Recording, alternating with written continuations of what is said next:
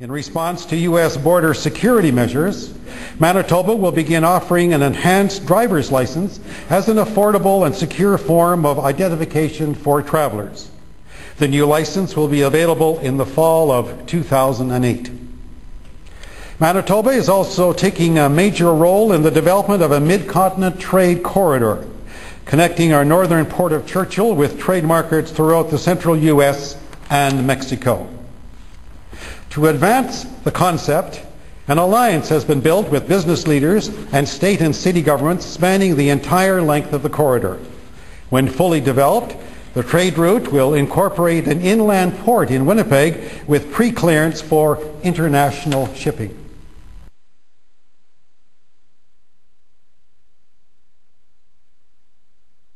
Thank you. As you three leaders meet here, there are a growing number of people in each of your countries who have expressed concern about the Security and Prosperity Partnership. This is addressed to all three of you. Can you say today that this is not a prelude to a North American Union, similar to a European Union? Are there plans to build some kind of superhighway connecting all three countries? And do you believe all of these theories about a possible erosion of national identity stem from a lack of transparency from this partnership? Thank you for...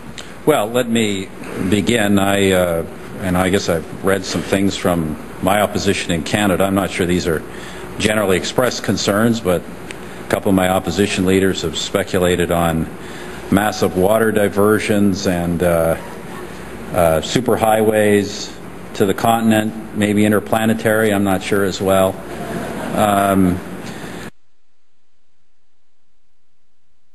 And I'm amused by some of the speculation, some of the old, you call them political scare tactics. If you've been in politics as long as I am, you get used to that kind of technique, where you lay out a conspiracy and then force people to try to prove it doesn't exist. And that's just the way some people operate. And so I appreciate that question. I'm amused by the difference between what actually takes place in the meetings and what some are trying to say takes place. It's quite comical, actually, when you realize the difference between reality and what some people are talking on TV about. Manitoba is also taking a major role in the development of a mid-continent trade corridor. Maybe interplanetary, I'm not sure. Connecting our northern port of Churchill with trade markets throughout the central U.S.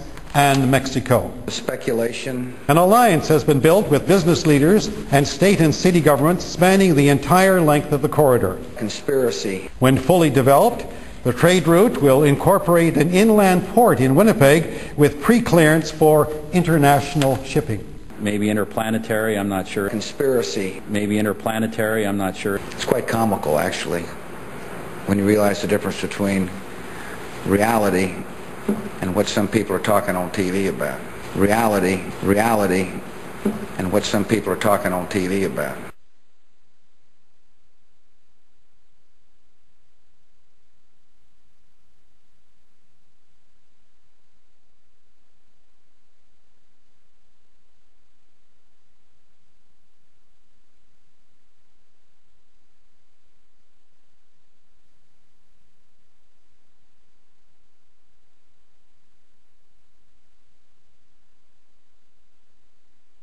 The United States is a force for good.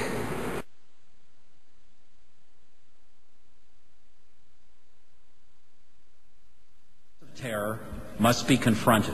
In the years that followed, terror struck Bali in Indonesia, Madrid in Spain, and London in Great Britain, and security forces in many countries, including Canada, to kill, maim, and terrify as many people as possible.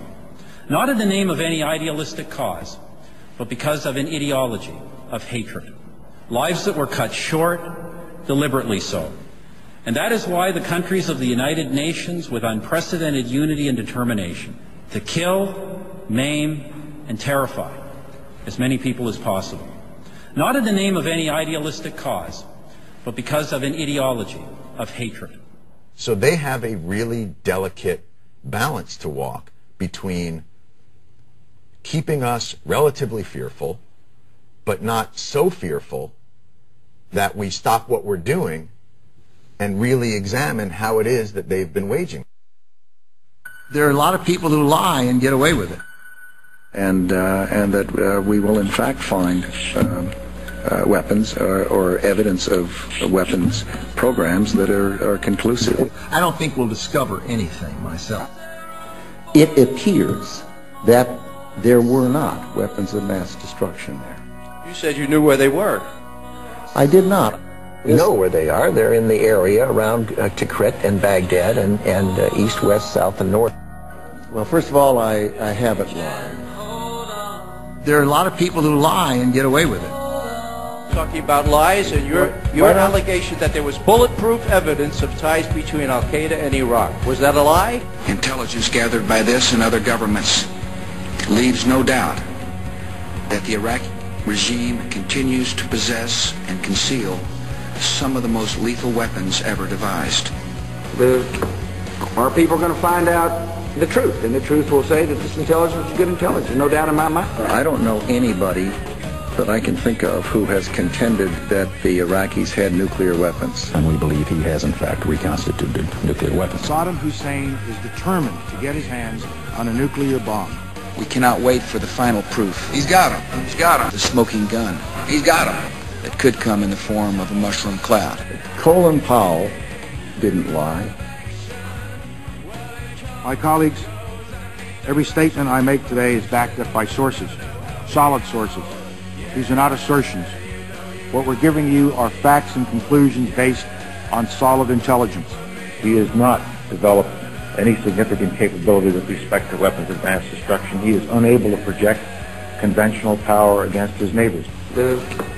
Our people are going to find out the truth. I have not suggested there's a connection between Iraq and 9/11. You have said in the past that it was, quote, pretty well confirmed. No, I never said that. Okay. I never think said that is... No, it's absolutely not. What I said was, it's been pretty well confirmed that he did go to Prague and he did meet with a senior official of the Iraqi intelligence service. Saddam Hussein aids and protects terrorists, including members of Al-Qaeda. Secretly and without fingerprints, he could provide one of his hidden weapons to terrorists or help them develop their own. What did Iraq have to do with what? The attack on the World Trade Center. Nothing. He said there were three main reasons for going to war in Iraq. Weapons of mass destruction. Saddam Hussein has gone to elaborate lengths, spent enormous sums, taken great risks to build and keep weapons of mass destruction. The claim that Iraq was sponsoring terrorists who had attacked us on 9/11. Before September the 11th, many in the world believed that Saddam Hussein could be contained. And that Iraq had purchased nuclear materials from Nigeria. The regime is seeking a nuclear bomb. All three of those turned out to be false. First, just if I might correct a misperception, I don't think we ever said, at least I know I didn't say, that there was a direct connection between September the 11th and Saddam Hussein. Who does the president think he's effing kidding? Of course, it was information that was mistaken. There are a lot of people who lie and get away with it. Still lie! Stop the lie! Stop the lie!